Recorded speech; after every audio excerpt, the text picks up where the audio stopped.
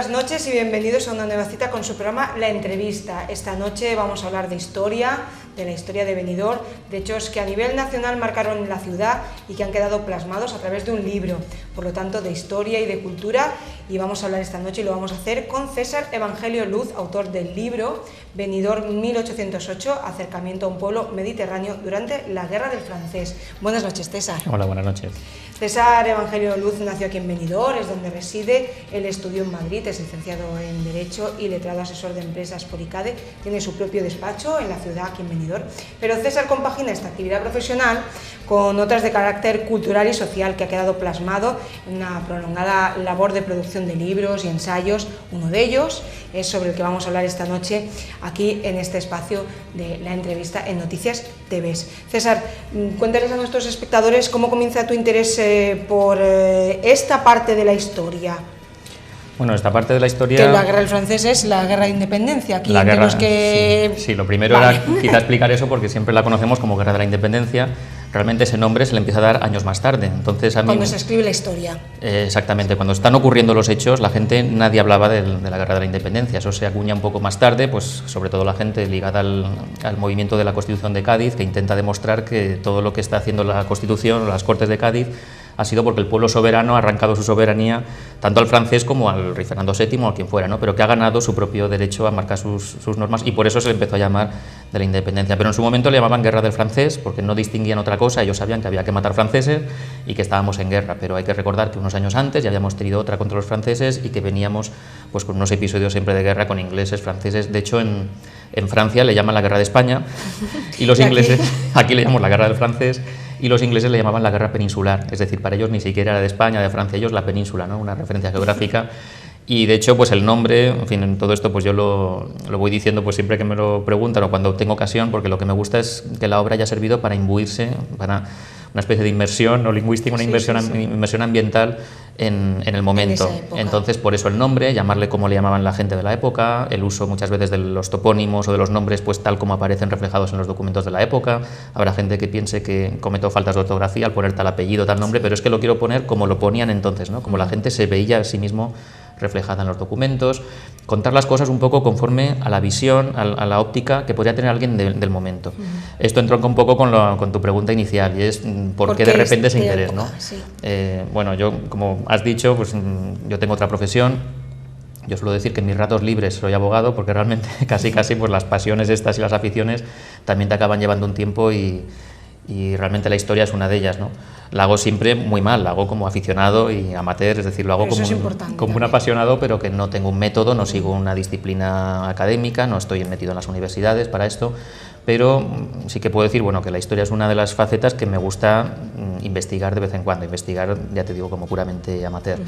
Y en este caso, en esta época, pues simplemente es una cosa casi pues casual, porque desde hace unos años, en el año 2005, pues me integré en un grupo, en una asociación maravillosa que nos lo pasamos muy bien, que es la Asociación Napoleónica Valenciana. Estaban para hacer aquí la recreación de la batalla de Castalla en el año 2005 y bueno, pues porque coincidió que conocía a una gente que se metió en esto y me pareció algo pues fantástico, me pareció alucinante poder dedicarnos a recrear una batalla, poder vestirnos de época, poder intentar reproducir los tipos de campamentos, el tipo de costumbres, no solamente el armamento. La gente a veces dice que es claro, algo belicista, pero no, es una época, no es una manera de entender la vida. Y de hecho, toda la gente que está metida en esto de las recreaciones es al revés, es gente muy pacífica, muy pacifista, porque lo que te estás dando cuenta es lo dramático que era cualquier cosa militar, ¿no? Pero lo cierto es que las guerras marcaban las épocas y coincidió que eran de este movimiento, pero podían haber sido los romanos, podían haber sido de Guerra de Sucesión, que de hecho estamos ya también metidos en estas épocas, pero todo venía un poco de ahí. Y a raíz de ahí pues es un intento de recrear, siempre estamos intentando reproducir, meternos en la mente de las personas, sobre todo porque nos interesa eso, el punto de vista del ciudadano, el soldadito que le mandaban allí no sabía ni qué tenía que hacer, el pobre campesino que le sacan de su tierra y tiene que irse pues con un montón de gente que no conoce, a unos escenarios que tampoco conoce, y todo eso cómo se vive, ¿no? Entonces, pues a mí me llamó mucho la atención cuando ya empecé a meterme en este movimiento de recreación napoleónica. Digo, bueno, y en Benidorm o en esta zona, porque siempre está un poco abandonada, No digo ya por los benidormenses, que todo esto se puede discutir, sino que en la propia historiografía sobre la guerra del francés, la guerra de la independencia, no se le concede una importancia, vamos, prácticamente no se le concede nada a esta zona. Esta zona parece que es un fleco del Gran Wellington, como el Gran Wellington está en Portugal, pues parece que ahí es lo que pasa todo lo importante, ¿no? Los franceses esta guerra pues la tienen un poco como vergonzante, los polacos vienen y sufren porque ellos vinieron también aquí con los franceses, hay gente que viene, los italianos venían un poco en los dos bandos. Y luego los españoles pues hemos incidido más en la figura del bandolero, el guerrillero, la cantinera, etcétera, pero tampoco hemos apreciado mucho pues lo que es el desarrollo militar, estricto sensu, de lo que ocurre aquí. Y por eso mismo pues es una zona muy poco reivindicada. La Asociación Napoleónica Valenciana está intentando siempre impulsar ese momento, y ese momento en este lado, en el lado mediterráneo, y yo pienso que realmente es muy importante. Y nada, pues simplemente por eso a mí me gustaba también el subtítulo del libro, que fuera Acercamiento a un pueblo mediterráneo, porque la historia que se cuenta aquí de Benidorm puede ser la misma que puede haber habido en Guardamar, en Torrevieja, bajas a Mazarrón, bajas, en fin, es un tipo de problemas que tienen que ver con la pesca, con los señoríos sobre las zonas de secano, que las tenemos muy parecidas en todo el litoral, con el problema de los corsarios, el problema de las invasiones de otras flotas, etcétera, ¿no? Son problemas que pueden ser muy comunes. Y aunque un señor de Águilas en Murcia no sea de Benidorm, pero puede perfectamente reconocer muchas cosas, o hacia arriba, hacia Tortosa, exactamente, hay muchos personajes, ¿no? Pues el guarda de la costa, el contrabandista, pues el que está en las norias aprovechando los torrentes que hay. Es decir, todo eso yo pienso que es algo que es exportable también a una zona, y por eso me ha gustado, vamos, me parecía bonito pues también poder decir que esta historia no es solamente una historia local. Por supuesto, se habla también mucho de la comarca y de la provincia, o sea, intenta siempre meterlo en un entorno. Pero yo creo que es algo más que excede de lo que es puramente Benidorm, aunque por supuesto también pues metiéndose a fondo en Benidorm. Este libro además lo pones también en otro subtítulo, que es Antecedentes y primeros momentos. Sí. Esto es 1808, esto es como Exacto. El inicio de algo que no termina nunca porque estamos inmersos en esta historia, pero quizás el hito mayor es esa primera constitución, ¿no? La de 1812, ¿no? Sí, a ver, yo creo, quizá la gente, la verdad es que me parece muy bien la pregunta tuya, porque quizá para mí es muy obvio, pero creo que es necesario explicar un poco el título. Puede parecer que es demasiado extenso, que es muy complejo. Realmente, para mí, Benidorm 1808 es casi una marca, más que el nombre del libro. A mí me gustaría, y de hecho me he comprometido en el prólogo, y si no será un fracaso mío, el que haya una serie de trabajos, porque realmente el material que existe es mucho. Es un material que merece ser sacado, ¿no? Pues por mí o por quien pueda ser, pero es un material que merece una continuidad. Entonces esto casi sería una especie de nombre genérico para lo que yo me gustaría que fuera una serie. Entonces lo que sí que es el título real de este tomito es el de Antecedentes y primeros momentos. Ahí nos centramos en el año 1808, como dices. Hay una primera mitad del 1808 que no estamos todavía en guerra, pero se va contando todo cómo se está mascando, cómo se está llegando hasta ahí. Y cómo está Benidorm en esos momentos, es decir, la foto de lo que podría ser el Benidorm de mayo, de junio de 1808. Y luego ya ese primer arranque de la guerra, que yo por consejo de uno de mis amigos de la Asociación Napoleónica y que se ha ocupado también de la edición, Vicente San Juan, me dijo, mira, mi consejo es que si vas a hacer toda la guerra te va a salir un tomo de 2000 páginas. Haz primero un corte en donde de verdad yo creo que es un corte en la propia guerra, que es la batalla de Bailén y la defensa de Zaragoza, es decir, los coletazos de 1808, la primera campaña heroica que tienen las armas españolas, porque luego ahí hay una especie de paréntesis raro, que además la gente normalmente lo tiene muy, muy confuso, y realmente es un periodo que hay que meterse a fondo para empezar a entenderlo bien lo que pasa. Pero yo creo que era quizá adecuado porque lo que ocurre en ese año 1808 se puede separar perfectamente y que, por tanto, quien lea el libro se lleve una idea de ese momento inicial, de ese primer estallido de la guerra, y que es lo que a mí me interesaba al principio, ver cómo se recibe aquí las noticias, cómo se hacen los reclutamientos, a dónde puede que hayan ido algunos benidormenses. Y luego ya entramos en un periodo de remanso, porque los franceses no vienen a esta zona hasta 1812, realmente. Entonces, de 1808 a 1812 es pues son unos pueblos, unas zonas que están en guerra, en un país en guerra, pero ellos no sufren la guerra, ¿no? Entonces pienso que valía la pena hacer ahí un corte. Pero lo que aspiro yo es a que el siguiente tomo, si consigo arrebatar tiempo a todas las demás cosas, pues sea que ya tenga esta marca, este nombre genérico, se mantiene por supuesto, y que ya no sea el de antecedentes y primeros momentos, y hay varias posibilidades de cuál sea la siguiente publicación, pero vamos, yo de momento me paro aquí, que hay que tomar nota, hay que, bueno, en fin, también sobre todo ver un poco pues, la recepción de si hay interés o no en la gente por lo que se cuenta, ¿no? Varias cuestiones quería yo marcarte. Primero, César, hablaba yo de 1812 porque él es muy entendido en la Constitución de Cádiz, bueno, bastante entendido. No, mi obligación es decir que no, pero bueno. Bueno, y también otras cuestiones como, por ejemplo, cómo se mete uno en un fregado en estos tiempos de crisis en editar un libro, en ya no solo editarlo, porque vemos que, como tú comentabas, la Asociación de Estudios de la Marina Baixa se respalda esta cuestión. Y Ayuntamiento de Benidorm. Sí, el Ayuntamiento de Benidorm, pero también, quiero decir, ponerte a hacer todo esto, quiero decir, con lo que hay que sacar adelante, la vida, pagar impuestos, todo. Comprar todos los días, pagar la luz. Mirar la prima de riesgo todas las mañanas, que es un estrés el que tenemos hasta que nos dicen si ha subido o bajado. No, esto realmente, ahí hay varias partes, ¿no? Una, la confección del libro, realmente, el material, toda la recopilación, sí que es verdad, ya llevas razón, o sea, ahora mismo las cosas están bastante complicadas por muchos motivos, pero gracias a Dios, pues el material de lo que yo he ido tratando aquí lo tengo recogido hace ya casi como 3, 4, 5 años. O sea, yo me he dedicado los primeros 4 o 5 años a recoger mucho material de archivo, muchas mañanas en Alcoy, muchas mañanas en Alicante, muchas mañanas y tardes aquí en los archivos de la comarca, en Benidorm muchísimo. Pero ese material luego había que un poco asimilarlo, masticarlo, digerirlo y sacar de cada párrafo pues la destilación de la gota que te interesa, etcétera, ¿no? Pero prácticamente el texto estaba hecho y precisamente lo que tú has dicho, o sea, yo ahora mismo ni tenía medios para sacarlo ni nada, digo, bueno, ya le llegará el momento. Entonces, para la edición, realmente lo que hay que decir es que ha habido el apoyo de 2 entidades, básicamente, que son por un lado los que están aquí, el Ayuntamiento de Benidorm, sin cuya ayuda financiera y de apoyo y de presentación y de todo tipo, pues no hubiera podido salir el libro. Es decir, desde aquí pues hay que decirlo públicamente y ojalá pues esto pues sea también reconocido porque es un esfuerzo que se hace. Y también a EMABA, la Asociación de Estudios de la Marina Baixa, que es la que se ha ocupado de la parte ya, digamos, material, técnica, del registro, de ISBN, de edición, de diseño gráfico, etcétera, y todo eso para conseguir... La parte más técnica. Sí, y de edición, o sea, de que el libro sea un objeto en 3 dimensiones y se pueda llevar a una librería, ¿no? Entonces todo eso realmente yo no me he ocupado, en ese sentido pues he sido muy vago, muy privilegiado, pero ya lo avisé. Yo tengo aquí un producto y me gustaría que saliera, pero yo personalmente no tengo ni los medios para sacarlo ni de meterme tampoco lo que tú dices, ¿no? Es una aventura de tiempo, de tener que ir, incluso ir a hacer las pruebas, pues ya me costaba y ha habido que hacerlas, ha habido que ir a comprobar.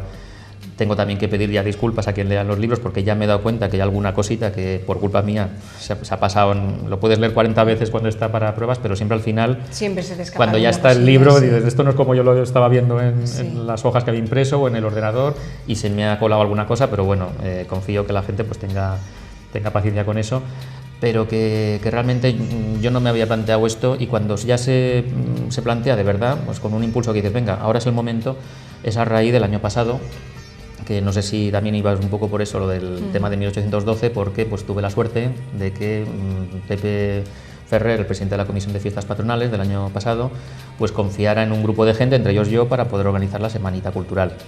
Y entonces quisimos hacer una especie de monotema sobre la conmemoración del 2.º centenario de la Constitución de Cádiz, que además coincidía con el bicentenario de un ataque británico a la playa de Benidorm, que nos pareció pues divertido, interesante poder recrear. Que esas imágenes las hemos visto antes ya en pues esos días de fiestas. Ahí intentamos hacer pues lo que se pudo hacer con los medios que hay, con la ilusión de la gente participó mucho, lo pasó muy bien y fue algo muy bonito para todos los que estuvimos ahí metidos dentro, espero que también para el público y sobre todo para la gente de Benidorm que no conocía ese episodio.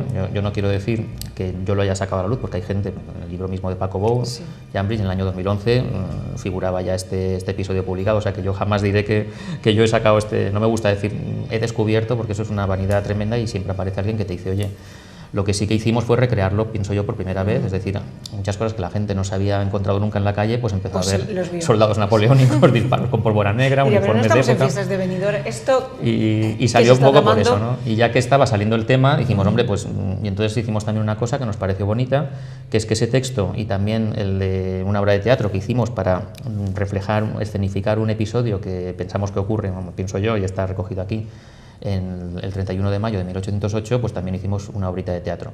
Y los dos textos quisimos ofrecerlos, regalarle los derechos de esto a la parroquia, a la iglesia de San Jaime, ya que las fiestas son por la Virgen del Sufragio, pues un poquito devolverle a ella pues ese mundo festivo que nos permite celebrar cada año y tener ese gesto, ¿no? Y es lo que se hizo, y por eso empieza a surgir la idea, bueno, pues ¿y por qué no lo editamos y por qué no se publica y que la gente, pues este material empiece a salir?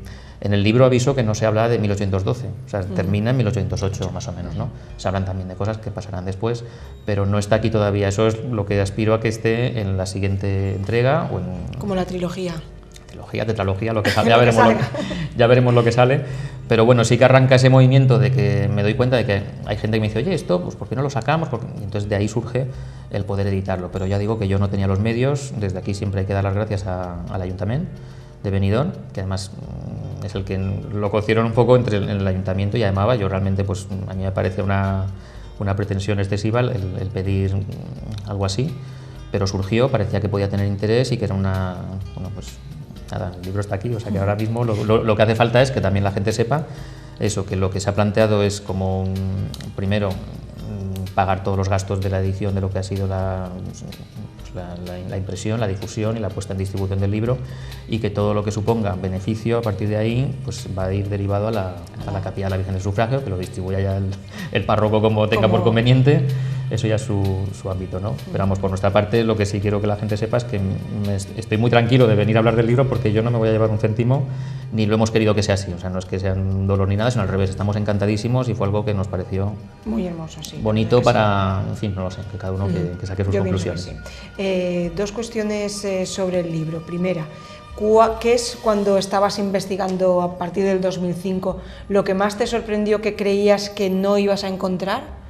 ¿Y cuál cosa era más obvia y luego no la encontraste? ¿Sabes un poco por dónde quiero ir? Sí, quizá... Para llamarle a la gente la atención para cuando se ponga a leer el libro. Hombre, yo aviso, voy a decir una cosa que no se debe de decir nunca, y es que a ver. Que el libro es un ladrillo. Es decir, el libro realmente es un intento muy sesudo de ir dejando muchos datos, sí, pero yo frente a eso tengo enseguida, si digo esto es porque sé lo que voy a decir a continuación, y es que yo a la gente le diría que no se lea el libro, que no se lo lean.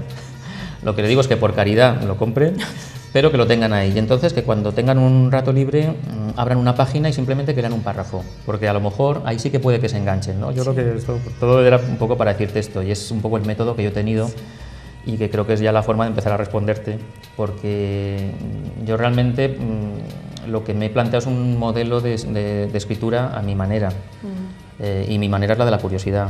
La curiosidad es decir, bueno, ¿por qué ocurre esto? ¿Por qué no ocurre? ¿Y esto por qué? ¿Dónde está? Y entonces cada respuesta te va mandando a una nueva cosa. Entonces, claro, de cada párrafo prácticamente te va saliendo una nueva pregunta, y quien tenga un poco de curiosidad, eso yo pienso que le va a ir enganchando. Puede abrirlo por la página que quiera, porque tarde o temprano acabará yendo hacia atrás y dice, bueno, ¿y esto por qué se lo plantea este señor tan raro que se ha puesto a escribir un libro, ¿no? ¿O a dónde quiere llegar? Entonces, eso por un lado para responderte. Te voy a contestar de todas formas alguna cosa que yo sé que tú quieres... vamos, tengo algunas cosas anotadas que pienso que sí que llaman la atención, ¿no? Pero el planteamiento inicial, sobre todo, para mí era que cuando yo me empiezo a meter aquí, pues yo me hacía esa misma pregunta, bueno, ¿aquí qué me puedo encontrar? Porque todo el mundo, cuando ves publicaciones, dice, bueno, aquí no se ha tratado esto habitualmente. Hay algunas referencias, por ejemplo, tenemos de siempre las que incluía Pere María Os Verdín en su libro ya de 1892, con recuerdos que a él le contaba gente que había vivido la época, y le contaba, pero son pues, unos cuantos episodios, unos cuantos recuerdos populares. Yo siempre oía decir, bueno, es que ahí no pasó nada. Pero claro, a alguien con curiosidad le dices eso y dices, bueno, ¿y cómo que no pasó nada? Algo pasaría. ¿Por qué no pasó? Sí. Porque siempre hay una explicación de por qué no pasó, y luego, bueno, pero empiezas a rascar y ves, claro que pasó. Lo que ocurre es que muchas veces la historia no es tanto lo que ocurre, sino cómo lo cuentas o cómo lo percibes, ¿no? Para mí puede ser apasionante un dato que me encuentro en mero archivo, número, asiento de... No sé, te pongo un ejemplo si quieres y saco esto un poco de época, pero pues el otro día mirando, por ejemplo, en 1822 me encuentro una mujer, se llama Teresa, no voy a decir los apellidos para que nadie se enfade, pero Teresa muerta de arma de fuego, pone de muerte violenta de arma de fuego. Entonces, claro, eso ya dice, bueno, esta mujer la han matado aquí en Benidorm con un arma de fuego. Entonces, claro, bueno, será un robo, será algo así, pero luego ves que la entierran amore Dei. Amore Dei significa por el amor de Dios. Es decir, esta mujer no tenía técnicamente un duro, no tenía donde caerse muerta, y sin embargo alguien la quiere matar. Y violentamente, porque ahora no es como, en fin, ves las películas de Estados Unidos, que te compras un arma, que no sé qué. No, entonces matar a alguien con arma de fuego era que te lo habías planteado mucho tenías que ir a por ella, tenías, vamos, a armar un arma de fuego en ese momento, lleva su técnica, su procedimiento, su tiempo, etcétera. Es decir, que alguien se lo ha planteado a sangre fría ir a matar a una mujer que no es por dinero. Entonces, ahí empiezas a ver un crimen pasional, o empiezas a ver algo y dices, bueno, quiero saber más, ¿no? Ese tipo de búsqueda, y eso simplemente es un dato que te encuentras en un archivo en un día entre los 500.000 más que hay, ¿no? Ese es el tipo de curiosidad que a mí me va surgiendo, y dices, bueno, ¿esto por qué y por qué? Y digo, pues no, claro que han pasado cosas. Además, vivimos en un país, en una sociedad que está todo el día viendo culebrones de gente que lo único que hace es preguntarse 8 veces la misma pregunta, tomando el café. O sea, no están pensando en guerras ni en grandes cambios políticos, sino en el día a día de si te has comprado esto o has visto a fulanito. O sea, que claro que hay una historia que contar. Y luego, y ya intento centrarme, que si no me vas a reñir, me he encontrado cosas realmente que a mí me han llamado muchísimo la atención. Realmente esperaba encontrarme muy poco. Yo lo que quería era hacer una especie de recopilación de datos, explicar la evolución de la sociedad aquí. Lo primero era a ver si había ocurrido algo. Intento ver si aquí había habido incluso algún tipo de combate, alguna violencia, me doy cuenta de que no.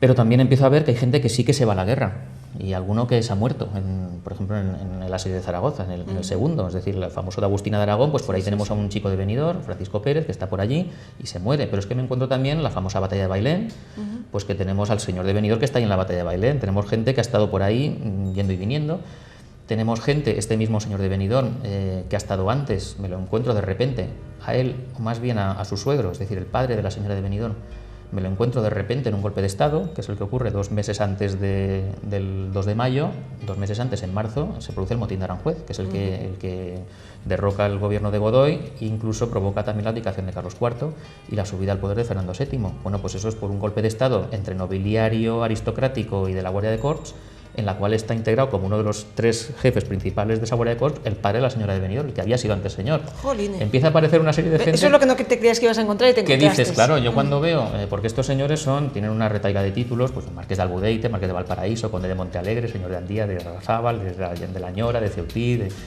y encuentras de repente en la crónica del motín de Aranjuez que el capitán, o sea, el jefe, no se dice capitán, parece que esté bajo de comandante, no, pero es que le llamaban así al jefe total, de una de las 3 compañías, o sea, eran como la guardia pretoriana de los romanos, si tuvieran 3 jefes, pues uno de los 3, al Marqués de Albudeite, y digo, ¿este señor qué hace aquí? Que está allí en medio contándolo todo, en fin, en las habitaciones reales, y por el tipo de relato que hay, yo no puedo decir que ha ocurrido, pero sí ofrezco en el libro todos los indicios, toda la descripción y la lectura entre líneas de las 3 o 4 memorias, porque hay varias, ¿no? Pues la de Godoy, la de Scoiqui, la de Caballero, hay varias, y sumando unas con otras, digo, aquí pasa algo bastante raro. Entonces simplemente lo planteo. También me gusta decir que esto es un acercamiento, lo pone en el libro y lo he hecho con toda la intención. Y tampoco vamos a desvelarles muchas cosas porque se lo tienen que leer poquito a poquito. En fin, bueno, ir introduciéndose. Pero que incluso todo lo que aparece ahí muchas veces pues son plantear hipótesis para decir, bueno, que venga alguien más y coja este relevo y que siga investigando, porque yo me he encontrado esto. Pero hay varias cosas pues, que te chocan y pues, te pongo, por ejemplo, algo que a la gente igual le llama la atención. Es una cosa mínima, pero cosas que te encuentras, ¿no? Por ejemplo, que en 1700 y pico, yo voy cogiendo las descripciones de Benidorm de la época, me aparece un cura, un fraile de Benissa, que dice que aquí hubo un convento de templarios. Claro, cuando describe la iglesia y el castillo, me dice castillo y convento de templarios. Es una tontería, ¿no? Es el único sitio donde lo he visto, no digo que sea verdad ni que nada, pero digo, porque un señor dice que el castillo de Benidorm era de templarios, que jamás yo lo había oído. Son detalles de ese tipo, o detalles de personajes que ahora pues ni conocemos, pero que para la gente de entonces eran gente del día a día. Pues un irlandés que había subido en no sé qué ermita, porque es una ermita que estaba en un sitio alto, y veía pasar los atunes y estaba 25 años sin bajarse el irlandés de allí y avisaba y la gente le tenía cariño. Ese tipo de personajes, la misma señora de Benidorm, que yo en algún momento cuando he podido pues, exponer esto también he dicho que a mí me recuerda a Escarlata O'Hara. Yo estoy enamorado de esta señora, se ha muerto, es una pena, pero hace 100 y pico años, pero es un personaje que de ser una gran aristócrata, grande de España por no sé cuántos lados, con todos los señoríos en medio de la corte, en medio del rey, de repente se ve que pierde todo su poder político, al revés, se convierte en una proscrita, se convierte en una mujer arruinada y se convierte además en viuda porque le dicen que su marido ha muerto, luego resulta que no. Pero personajes así, que luego tiene aquí justo cuando estalla la guerra, pues a su hija Carmen, que resulta que luego en los libros sobre los músicos de la provincia de Alicante, pues aparece, creo que es la única de todo el siglo XIX, esa niña que nace aquí, se convierte en pianista, vive en Madrid, es la única que aparece, se llama Carmen Bernuy, la única que aparece, creo, la única como de Benidorm en todo el siglo XIX, mujer dedicada a la música. Hay personajes que hay un escultor de cámara, un escultor de corte, de Polop, pero bueno, dentro del mismo señorío de Benidorm, Polop, que está también en la corte, que se llama José Ginés, que está muy abandonado. Yo me lo he encontrado y para mí ha sido una sorpresa gratísima. Es lo mismo que Goya como pintor. Este señor es estuquista y escultor de cámara, y sin embargo Goya es un número 1 mundial. José Ginés de Polop, pues no lo tenemos, incluso aparece como pintor en Polop, porque también hizo una obra pictórica allí para el pueblo, pero que es un escultor que lo tenemos ahí completamente. Es decir, hay una serie de personajes y bueno, yo ahí que te van atrayendo y te van demostrando. Claro, y dices, bueno, esta gente, ¿qué le pasó? ¿Por qué estaba aquí? ¿Cuándo se viene? ¿Cuándo se va? Es poquísimo lo que tenemos. Me pregunto también, bueno, ¿hubo aquí algún tipo de violencia, algún movimiento contra... ¿Había franceses, no había franceses? Todo eso pues hay que investigarlo. Me he encontrado algunos, incluso vas rastreando y encuentras alguna narración de lo que puede haber ocurrido. Claro, todo esto es intentar rastrear qué pasó hace 200 años con unos cuantos papelorios que existen en 4 habitaciones por ahí perdidas por España. A veces también tienes que mirar por internet, pido disculpas por el internet, siempre queda fatal, pero bueno, el internet luego lo tienes que intentar cotejar con otras cosas. Me he dedicado muchas mañanas a irme cuando podía pues a muchos archivos, básicamente el de Alicante y el de Alcoy he tenido que ir bastantes veces, el de aquí no me hace falta irse, pero he estado bastante por aquí, pero también pues me he ido a Gandía, me he ido a Villajoyosa, Altea, Finestrat, a Polop, en fin, Valencia mismo también te encuentras datos, porque muchas veces el dato importante no está aquí, está en otro lado. Entonces a veces el de aquí te lleva allí y el de allá. Claro, sí, o vas a un archivero y es como una red. Y te intentan ayudar, pero te dicen, ¿usted qué busca? Digo, lo sabré cuando lo encuentre. No lo sé, pero si lo supiera ya lo hubiera encontrado. Claro, si usted me dejase la llave y se va un mes, yo estaría encantado y ya encontraré algo. Pero bueno, es un poco... O sea, que yo estoy convencido además que hay mucho más de poder sacar, pero claro, es que la búsqueda en archivos, o sea, te tienes que dedicar a eso y realmente pues no da para tanto. Pues nuestro tiempo se está acabando. Yo quiero darle... Me he enrollado mucho. No, que va. Me gusta mucho porque César te lo va desgranando ahí poco a poco y te va entrando lo que tú dices, de una pregunta a otra, sí, y es chulo. Quien sea que lo coja, aunque no se lo compre, que coja el de alguien que lo tenga por ahí y que lea un parrafito y de eso pues a lo mejor... No, que lo compren, si que le pica, va todo a la capilla de la Virgen del Sufragio. La curiosidad, pues... ¿Dónde pueden encontrarlo nuestros espectadores? Están en las librerías de Benidorm, están las 4, también esto como lo ha distribuido EMAVA, es una asociación comarcal, está también no he ido personalmente a verlo, pero vamos, en Villajoyosa está, y creo que también en los demás sitios donde se distribuyen las publicaciones de EMAVA. EMAVA tiene una aplicación... Ayuntamiento de Benidorm se habrá quedado algunos ejemplares para la biblioteca y todo eso. Sí, toda esa parte, como la han llevado, a mí no me lo prefiero que lo preguntes a ellos, que yo toda la parte interna prefiero no. Pero lo que hay que hacer es gasto. Lo que sí que puedo es para decir... la capilla de la Virgen. Es eso, ¿no? Y que el ayuntamiento realmente ha estado ahí detrás, ha apoyado financieramente, es decir, que realmente a efectos económicos no se hubiera podido hacer sin el ayuntamiento, y también EMAVA pues es la que ha puesto de momento el riesgo ese de la edición, de la actividad, y que lo que hay que hacer es que también eso consigamos recuperarlo, y a partir de ahí pues todo el exceso al fin que hemos dicho. O sea que ya saben ustedes, en las 4 librerías de Benidorm pueden encontrar el libro de César. Nosotros nos vamos, se lo voy a enseñar aquí a ver si nuestro realizador puede acercar un poquito a esa pantalla de lo que es el libro, y esa imagen de Benidorm y ese título que yo les contaba, y César Evangelio Luz. Quiero darle las gracias por haber estado aquí esta noche y contarnos y trasladarnos todas estas cuestiones. Gracias, César. Yo, si tengo una última frase, dime. Quiero darte las gracias a ti y dar las gracias también a todos los benidormenses que una vez que se lean esto, los que se lo lean, me digan todo aquello que no les gusta, que les ha parecido matizable, que me digan, mira, aquí has patinado un poco, esto no sé qué, tengo en casa un dato que mi abuelo me dijo... Que de eso es de lo que más se aprende. Claro, que eso, porque por eso digo, yo quería aprender con esto, ¿no? Y por eso que al revés, yo estaré encantado, hombre, espero que no sean 500 cosas lo que me digan, pero que... Pero 27 o con 400 me conformo, y que lo bonito sería eso, que esto suscite pues el que la gente empiece a recordar cosas, o que yo por supuesto estaré encantado. Pues César, gracias de nuevo por haber estado aquí esta noche. A ti, Esperanza. Y nosotros nos despedimos hasta la próxima entrevista. Un beso y hasta pronto.